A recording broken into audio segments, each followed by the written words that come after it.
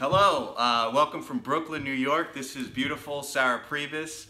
Thank you. I'm so excited to be here. Sarah was a part of a short film that I wrote, directed, and acted in back in 2013, in late 2013, called Flat Brim. You were like, what, 15 then? Exactly. She did a great job there, and then a year later, I'm watching Ellen DeGeneres, and who is on the Ellen DeGeneres show but Sarah Pribis? You did not, you actually saw it on Ellen? On YouTube years later. Liar, I knew it. But I was like, I know that girl, that's so crazy. And then she's on HQ, and all my friends are big HQ fans. And I'm like, I know that girl, I worked with her. She was a part of Flat Brim. This is so cool. So thank you so much for being a part of this podcast. So I guess, can we just start with the Ellen DeGeneres show? Like, how did that happen? I would actually like to back up to Flat Brim and like just tell you my role. Sure. Which was supermodel. Very, very proud of that groundbreaking role. I think really, led me into my career, right? Gave me a boost in my confidence for sure. I mean, when you're cast as supermodel, you're like, crap, I got the world, at my fingertips. Anyway, wait, we could talk about that for a second. So in Flat Brim, my character, and it's on YouTube, it's actually on this YouTube channel, my character gets this magical hat, and all of a sudden he goes from like this schlub, this suburban schlub, to this guy that all these girls are interested in and attracted to. And Sarah, during this kind of montage dream sequence, is one of the women that throws herself at the character. So she did a great job in that role. And it was really great to have her. But yeah, we just realized I never saw it. So I'm going to go on the YouTube channel after this and make sure that I watch that too. So we can all do that together. Sounds good. But then moving forward, the Ellen show. So long story short, I, like many actors, apply for jobs every single day on Actors Access, casting networks, backstage, and it was yet another day of me just submitting myself for projects. Obviously it didn't say the Ellen show. What actually happened is I submitted myself for an infomercial for a personal cleaning product that was spelled incorrectly. The breakdown said the shinny hinny. So I didn't think anything of it. It was like, I don't know, a $200 day rate, something like that. And I was like, cool, I'll be in an infomercial. So I submitted for it. And it was a picture pull, which means they don't actually have a casting for it. They just, look at your photos and are like, oh, you're hired. And so I ended up in Jersey on this shoot, being cast for my photo. And I get there and I realize that the product is the My Shiny Hiney, which is a brush that you use to clean your butt in the shower. And their target audience is not people like us. It's older individuals that have trouble reaching those areas. Maybe they had an injury, something like that, but they did want a young lady to be in the shower with this brush, show you how soft the bristles were, do a cute little spin perhaps, and show you how clean you feel after you clean your butt with this brush. And so I did the infomercial after I didn't you? I tried to get out of it. Yeah, on the Ellen show, you state that you were on set. I don't want to give away the full story here. Okay, you can go watch it. You can go watch it. But yeah, no. I tried to get out of it. Obviously, when I got to set and I realized what it was for, I didn't want to be the face of a butt cleaning brush. Like, that's really nobody's dream. I don't think. So I did try to get out of it, but it was a cute husband-wife couple. They were like, please do it, blah, blah, blah. And so I stayed and I did it. And then like 6 months later, I think, the DP of the infomercial was basically like, oh, turn on the Ellen show, you're on it. And Ellen and, who was on the first day? I think it was Kristen Bell and Ellen were basically showing the infomercial and making fun of me. And so I took to Ellen's Facebook page to be like, okay, you might be making fun of me, but like, just know that my butt is cleaner than yours. And so she ended up airing the infomercial like day after day that week. Day 2, I think, was Kate Hudson, same thing. And so then they called me up on Wednesday and they were like, Wait. So you just get a call out of the blue from Ellen DeGeneres? After, I wrote on her Facebook page. But yes, I get a call out. Actually, this is kind of funny. So I was at my bartending job, setting up the bar, and I was telling one of my coworkers, I was like, wouldn't it be amazing if, like, you know, I got a call from LA saying, hey, we want you to be on the Ellen Show. And he was like, it wouldn't be a call from LA, it would be a call from Burbank, that's where they film. And like 2 minutes later, I have an incoming call from the Burbank area code. And I'm like, are we allowed to curse on this? Sure. I'm like, holy shit. I mean, you're allowed to say holy shit when Ellen's people are calling you.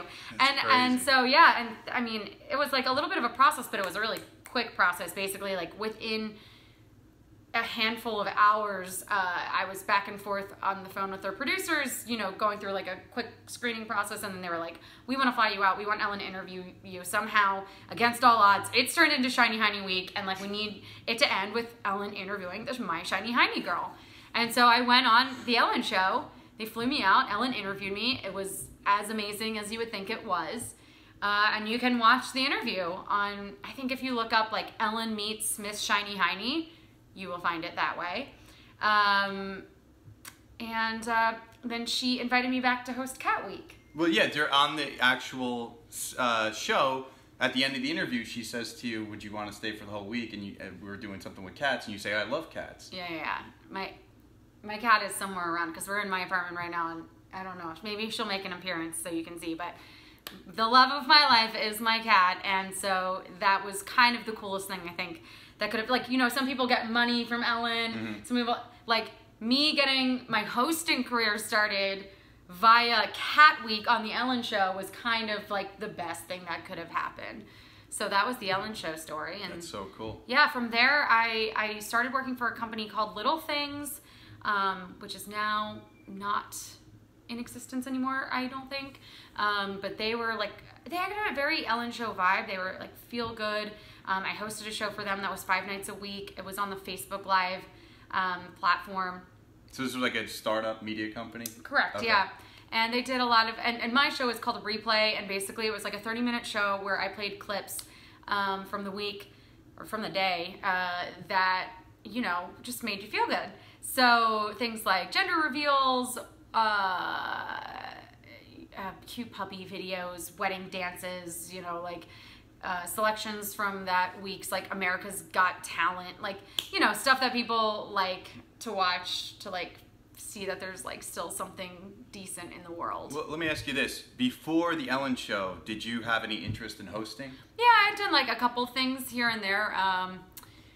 Again, like just like mini jobs through whatever I had found myself. So I can't remember if this was before, or I think this was before I started, where I did some red carpet interviews through another really, really random submission that I had done on Actors Access. So I had submitted for like a red carpet opportunity for the Tribeca and New York Film Festivals, where they were looking for hosts to like interview people on the red carpet. And I had submitted myself, and this guy calls me up. His name's Gary. Gary is great. But he called me up, and he's just, we have never met before, and I don't have, like, you know, I don't really have a hosting reel or anything. And he's like, hi, you submitted for me on Actors Access. Would you be available to interview Martin Scorsese this afternoon? And I was like, what?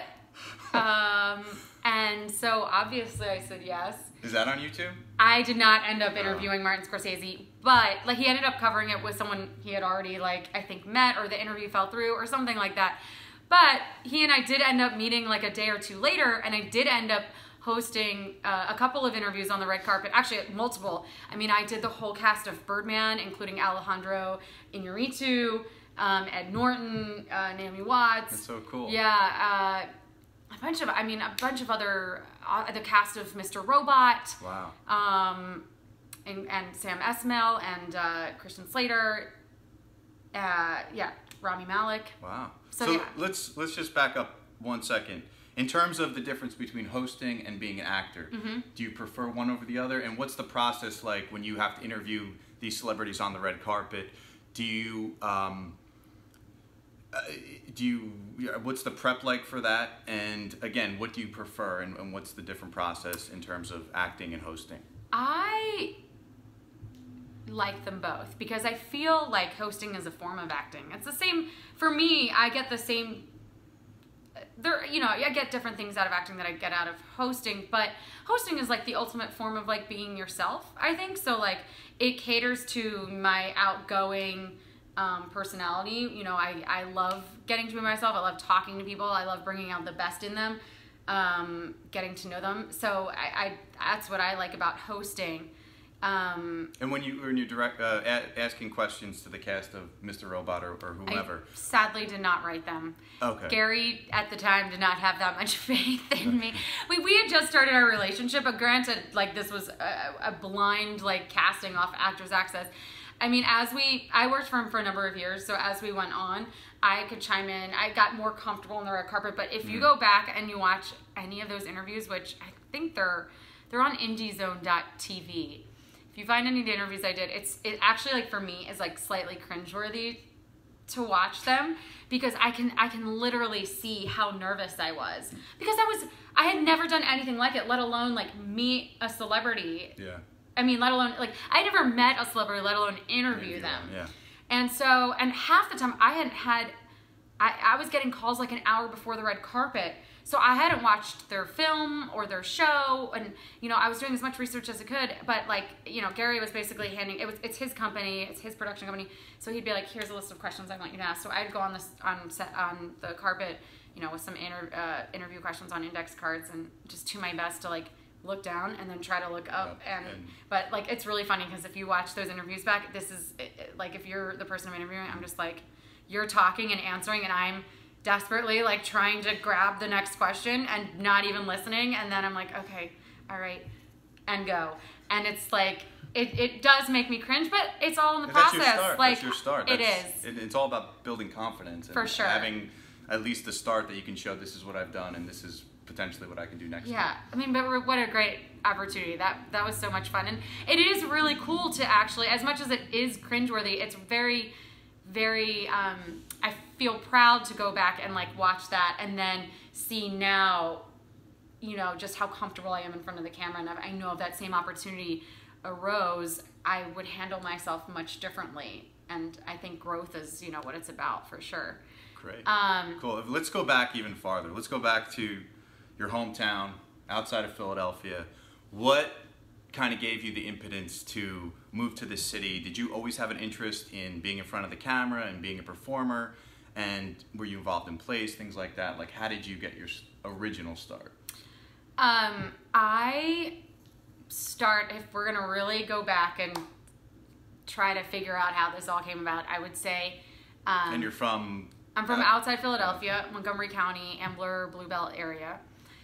Phillies fan? Eagles fan? Yep. Okay. Yep.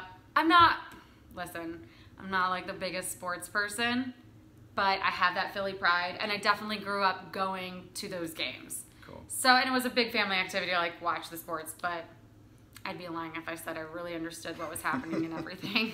I love Philly. I think it's a great time. It's great, and I love the energy. Yeah. They have a great like culinary thing happening right now.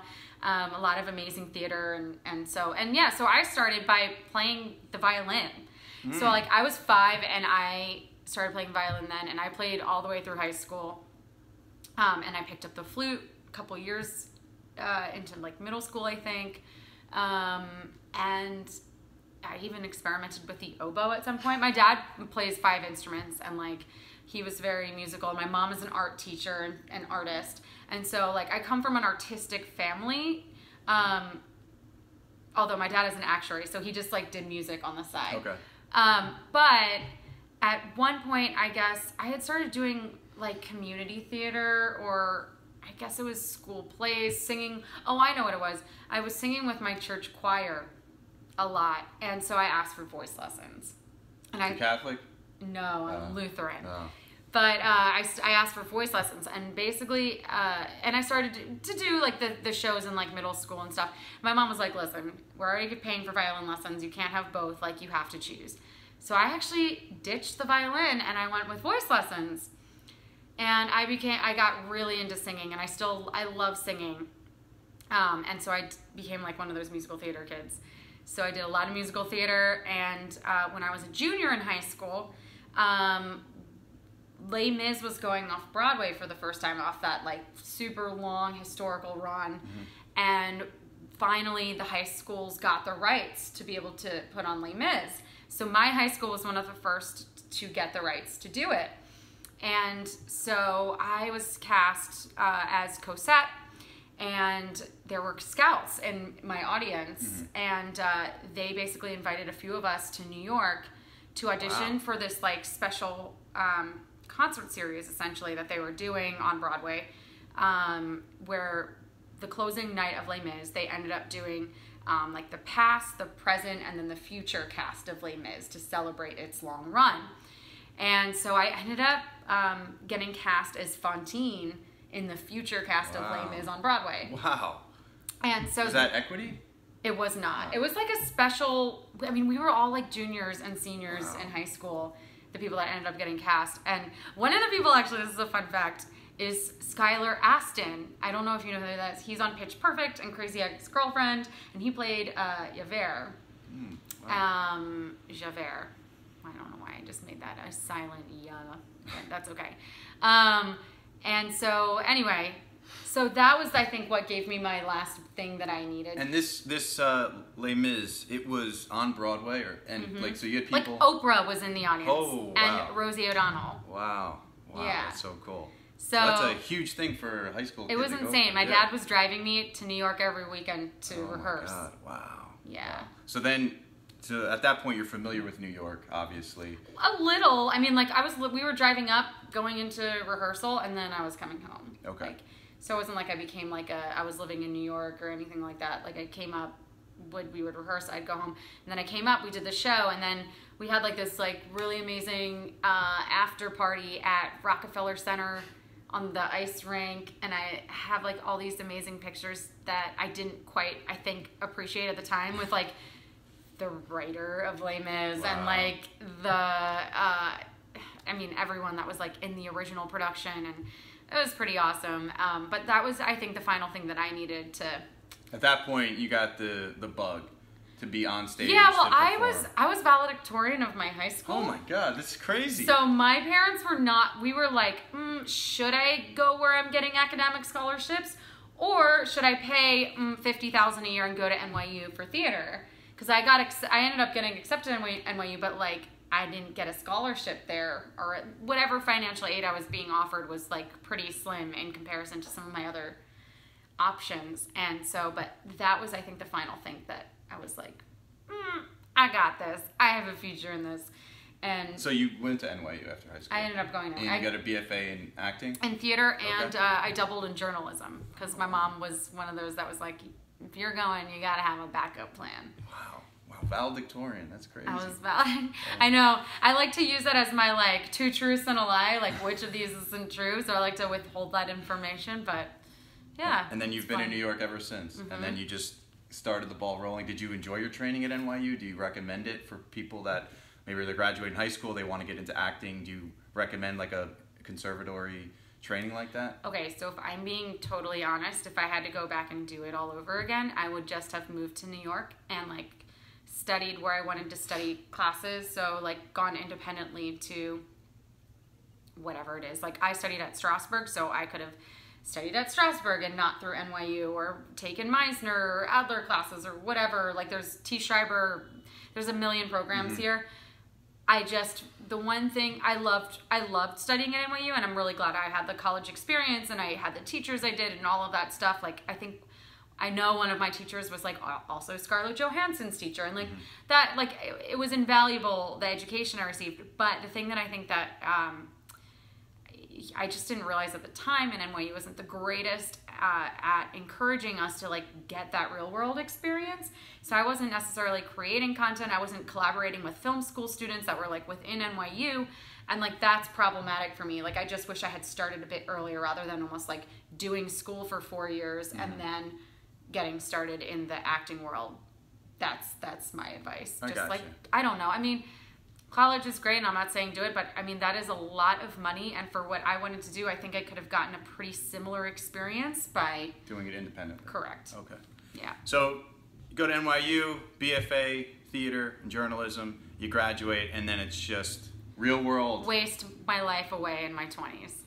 In terms, how do you? No, I mean, I think I was kind of like floating for a long time. Like I auditioned and I had some great auditions. I had an agent, but I was like also like, I don't know. There's something about like coming to New York and like getting into that like. You get into the energy of the city, I think, when you're young, and it's easily a distraction. So I was like, what, partying and for sure, okay. And like just like getting wrapped up in working in hospitality to have money to pay back student loans, and like not then having all your energy on the things that like you actually went to school for and that you wanted to pursue. So it just took me some time to actually like finally get that sense of direction and like drive back into my life, but it eventually. It came back. All worked out. Yeah. Okay, so you're just doing the grind, you're hustling as an actor, and then you're part of Flaprim, and then you get Ellen, and then How Did HQ, which is huge. So many people that I know are big fans. I don't necessarily play that much, but a lot of my friends are big fans, and they're contacting me like, oh, you know this girl Sarah? She's when you Google her name, Flaprim comes up. And then I looked it up. I was like, wow, yeah. Oh, that's so funny. Yeah. So how did that all come to be? Casting networks. I submitted for a trivia host. I was still hosting the job at Little Things, the show at Little Things, and I was just still submitting for other stuff. And there was like a little breakdown for a trivia app. That was nothing. It was in beta testing. I went in. I got hired, and I just like became one of the original hosts because. Did you have any idea that it was going to blow up the way that it did? And I don't think anybody did. It was just like one of those like lucky things, you know? Mm-hmm. And but yeah, what a ride. That was crazy. It's awesome. What's the process of filming like that? Do they do it all in one day or? It's live. Oh, it's live. Okay. It's live. So you literally go in. As you guys are seeing us ask the questions, we are asking the questions, and you're typing in your result, and you're getting a yes, that's right, or no, that's wrong, and yeah. That's so as cool. You see it, we see. As we see it, you see it. Pretty much. That's cool. Yeah. And now you have such a huge Instagram following. You're so active online on social media. You're definitely an influencer for sure. Oh my God, do we like that term? I don't know. You don't like it? That term. No? Okay, well, I guess I don't know. That's. It's okay. Okay. I'm not like insulted. I have such a love-hate relationship with social media. Okay. You're so popular on there, and you're so prominent. You're creating. Well, I'm glad you think so. What, you 30,000 Instagram followers? Yeah, like 25. Okay. If we're gonna be specific, I suppose. But no, social media is fantastic. It's a really amazing tool. I think that everyone should take advantage of it if they're in the entertainment industry, because it's like having a resume, a reel at your fingertips. And I think before, even 5 years ago, definitely 10 years ago, it was you either were an actor or you were a director or you were a writer or you're a comedian. Now everything's blended, and it is. You have to do it all. You have to do it all. You have to be multifaceted, multi-talented. Because the traditional route of just meeting casting directors, hoping you get an audition, hoping you get a part out of like 300 other people. Yeah. It's a hard thing to do. I know very few people that are actually making a career with the whole like network TV route or just like the traditional acting route. Right. But you can gain a following and gain prominence online, and that's why I applaud you for what you're doing, because you're creating this really funny stuff, and this is the way the whole, not only that like people that are actors, but the whole industry, I think, is turning to people that are creating stuff online, because that audience that you have, those 25, 30,000 people that you have, that means something. Like, that's worth something to anyone that's either in advertising or looking to contact or influence those people. So I think that's where the industry's going, and if you can give any tips to myself or anyone else who's really looking to build an audience online and to have a good relationship with them, that would be great. Now, did your huge Instagram following, did that come as a part of HQ? Like, was that a huge part it did. Of it? I mean, so basically, when I was working for Little Things, that was kind of a wake-up call for me in terms of like recognizing social media as being such an asset, because I was doing a show and we were having hundreds of thousands of views. Sorry, I forgot to turn my phone off because I'm rude. So, and we were having hundreds of thousands of viewers on that show, and they, sorry little things, they refused to tag me, tag my handle. And it made me so angry because I was like, these are like free followers that I could be getting, and it made me so angry. So I approached a friend of mine who was an influencer, and I was like, what should I do? And he gave me some great advice. And aside from like asking them to tag me, which didn't happen, he was like, well, here's the thing. When I look at your Instagram right now, all I see is like your average girl, like posting photos with her cat and her boyfriend. Like, I don't see what it is that you are or want to be. Like, so you need to create the presence and give the illusion and show them what it is that you are and doing and what you want.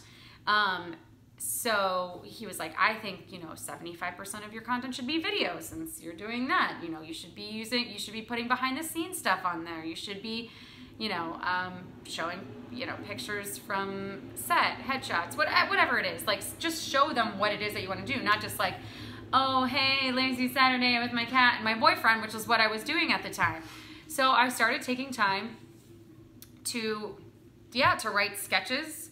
I mean, obviously social media lends itself to like the comedic sort of genre. Well, yeah, all your stuff's really funny. I mean, do you have a comedic background? Did you consider yourself to be in comedy before this? No, I mean, like, I studied Strasberg, so that's like method acting, you know what I mean? But I just, I did study at UCB. I did improv and sketch there. But, I mean, I think it just all kind of happened where it's like, okay, what am I going to do? Post 60-second dramatic shorts? Like, that to me didn't really make that much sense. So I started creating, little comedic sketches for Instagram, and, just like taking more photos of myself. Hello, vanity. And just like, cultivating like a feed that I felt showcased my strengths and that like somebody would potentially be interested in following. And I looked at what other people were doing, and I saw what I liked and what I didn't like.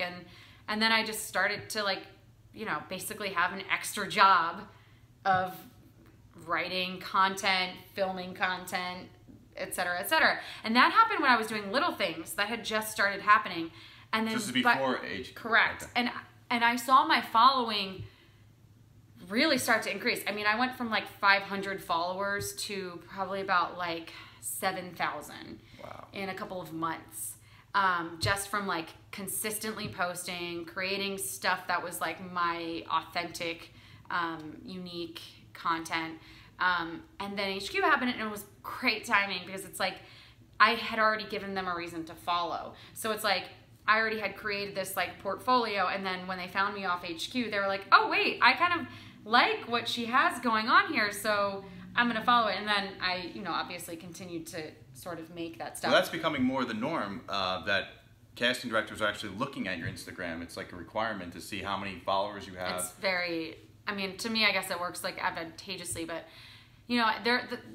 so I definitely have had great things happen because of social media. I did a deal with Vitamin Water where I created sketches for them, and that was really fun. And I actually had a producer. They produced like Wonder Woman and American Hustle and Suicide Squad.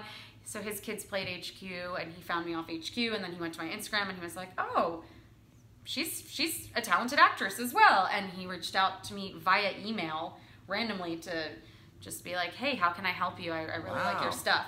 Wow. So like it can be a huge asset. But on the flip side, like I will say, I'm drained. Like I'm so drained. I'm tired of like measuring my self-worth off my likes and my views. I don't necessarily know if Instagram's like worth putting all of your energy into, because it's like there's still short films to be made and TV scripts to write and features, and it's like you can't do everything. But I think that's part of it. I think Instagram's a big part of gaining that audience, gaining that influence. But if you do have like a narrative background like myself, you can promote that narrative film on your Instagram. Totally. So that's kind of, I've basically in the last couple of months, I think, have just forced myself to take to take more time off social media. So I just don't, I was posting almost every day, if not every day. And it was literally another job. And I just, and most of it you're not getting paid for. Like that vitamin water deal was great. But like most of the time I'm not posting. I don't want to create branded stuff because I feel like it's just like kind of selling out and people get tired of seeing like #ad. And like that content was made, you know, so that people could see what I'm capable of, and also like so that I could see what I was capable of, because once I realized I was capable of writing these like 60-second shorts, I'm like, oh, what else can I write? You know, and that was a really good jumping off point for me. So now it's like, okay, I'm posting maybe 2 to maybe 3 times a week, and I'm just taking more time away so that I can focus on like these bigger, longer term projects that, you know, hopefully will have more longevity than just like a little sketch here or there. Now, the production process, what's that like? Do you have a team that you consistently work with? I did have a yes and no. Like there's definitely people that I like to work with because they're funny or they have great ideas or we improvise well together. And I definitely think that there's a strategic way to do that as well, you know, where you're like trying to cross audiences and get new audiences. Or even like, I mean, this is so superficial and basic, but like, obviously if like I work with another girl who's like blonde haired and blue eyed, like people that are following her might be interested in following me. Like, so it's just a whole mix of like trying out different things. But ultimately, like I work with the people that I think are talented, easy to work with, reliable, fun, like all of that sort of stuff. And in terms of production, there was a girl that I actually worked with from Little Things. She was my DP, and I worked with her on a lot of sketches, and she's great. And but I also shoot a lot of the stuff myself and edit myself, use my own equipment. So it's a mix. Cool. Yeah. And you worked with Amazon, correct? Yes. Can you tell us a little bit about that? Did you get to meet Jeff Bezos? No, I did not. Yeah, Amazon basically started a live show, which airs on their homepage. I think it's mostly Tuesday, Wednesday, and Thursday. And it's like very QVC in style, where they basically have hosts selling you their daily deals. So bedding, kids' toys, kitchen gadgets. So like they have this like beautiful set in Manhattan that they have like different rooms of the house, and then they have different hosts like basically doing like a live stream of like, today we have the blah blah blah, it's this much money and this is why it's great. And that's, you know, that was what I was doing for a little while. Yeah. Cool. And what's currently are you working on, and what's next for Sarah Pribis? Well, I just had, so let's see. I've shot 3 features in the last year and a half. One is called Clinton Road, with Ice-T you were in that? Okay, cool. and Vincent Pastore. Yeah. And that actually, we just found out, got distribution in 10 cities and will be out in July. And also now that was on at the Garden State platforms. Film Festival this year. Yeah. Were you there? I wasn't actually. Still haven't seen it. I'm very bad at seeing my own work, apparently. So I'm in that, and I play the lead character's wife. And then what else? I did another film called Inside Game with Scott Wolf and Will Sasso. About the NBA betting scandal back in the early 2000s. And that, I'm not sure when that'll be out, but we shot that last summer. So soon, I hope. I don't know how long these things take. And then I did do another feature with Scott Adsit and Kobe Smulders called Cicada that just screened at the Tribeca Film Festival. Wow. Were you able to go to that screening? No, still haven't seen that one either. And I just shot a new show for the CW. It's going to be their first streaming show. Oh, that's so and cool. I think it may be on CW as well on TV. It's called Nighttime, and it's a horror anthology series, like in the vein of kind of like Black Mirror, where, you know, every episode is sort of a standalone, and it sort of explores, you know, moral issues and future stuff and scary stuff. So I just finished doing a guest star in that. And then I am writing my own, I wrote my own show. I wrote a talk show concept, which is called Celebrity Pets Unleashed. And basically it's very much in the Ellen Show vibe, late night meets talk show. And I interview the pets of celebrities. And the celebrity voices over each answer as if they are the pet. So if you were Ariana Grande's dog, you know, I could be like, how many pints of ice cream did mommy eat after her breakup with Pete? And, you know, it gives them room to be creative, play with the voice that they imagine for their pet. It's like a talk show setup, so you're sitting there and the pet's sitting there? And then the celebrity as well. So you'll actually get to see the celebrity, but there will be, like, there's tight shots of the animal where you're just going to hear the celebrity's voice answering as well. Gotcha. And then there's like desk pieces and sketches to supplement the interviews and that, and some fun headlines. In animal news, like there's a restaurant in Chelsea that just announced it has a $40 steak for your dog. So just like fun things that you could do, like, oh, we had sent our resident food critic, Rex, to the restaurant to rate the steak. So that we just shot the sizzle for, and it's in post now, and hopefully someone will be interested in it. That's cool. Did you have actually a celebrity for the first? I got up-and-coming comedians in New York. That's cool. I basically shot a sizzle with 7 different people. We had a guinea pig, turtle, lizard, a bird, cats, dogs, and then my own cat co-hosted, obviously. So I was like, who best to sell this concept other than funny people who can really play with the voices for their pets? So cool. That's who we shot it with, yeah. Awesome. And Sarah, finally, is there any advice you can give aspiring actors or individuals that want to get into hosting, based on your experience? Where do you see the industry going? I mean, what I appreciate with what you're doing is that you're really taking advantage of all the tools that everyone has access to now. What advice can you give to somebody who's trying to break into the industry, who's trying to become an actor or host? What do you think would be a benefit to them? Well, I think one of the things that you touched on already is like the traditional, you know, route of waiting for the casting directors to call you in, going, you know, memorizing your lines, going in for the audition. Like, yes, obviously, like, still try that route. I certainly do. But, like, I mean, it's hard. It's so hard.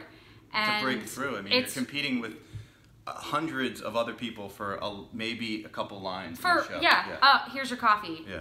And I'm like, I mean, I don't necessarily think I did that any better or worse than anybody else. So it's just, it can be a lot. And so I think that the biggest thing that I've learned and that I wish I started sooner was creating your own content. So whether that's in the form of, you know, online platforms, streaming platforms, social media, or, you know, you're doing the short film festival circuit, or, you know, creating a sizzle and trying to pitch that to networks. Like, I think just making your own stuff instead of just waiting for things to come to you is just so much more fulfilling. It's so much more fulfilling because you just can see it. You still get to play. You still get to do all this stuff. I totally agree. And so I think just, you know, try. My other advice is like, look at how my best opportunities, my favorite things that I've done, the things that have like made my career what it is, are the things that I got myself from submitting on Actors Access and like casting networks. It's just crazy. But like, you are your own best advocate. And so I think, you know, persistence and hard work really just pays off. You don't need an agent. You don't need a manager. I'm not even represented for legit stuff right now. And like, I literally have all of those features that I booked and the CW show, I booked on my own. That was not through representation. Just through Actors Access? Through Actors Access, through a friend, because I made a web series for him, and now he wrote a feature, and he got stars attached to his feature. Because you never know who's like gonna make the next thing, and you know, we all have to work together, I think. So I think you're your own best advocate. Like, just hustle really hard for yourself. You know, any job that might seem small, you don't know where it could potentially lead you, like the My Shiny Hiney job, or like I said, I did this little web series for this guy, Matt Pfeiffer, who his film just screened at Tribeca, and like, I wouldn't have known that, but like, I was willing to do his project for free because we're all creative people and we should all be helping each other as much as we can. Making good connections, yeah, creating good content, and just being part of that creative community. Yeah, for sure. All right, cool. Thanks so much, Sarah. This was really fun. Yeah. All the best, and hopefully we can work together in the future. Yeah, sounds great. Thank you so much for having me. Take care. Bye.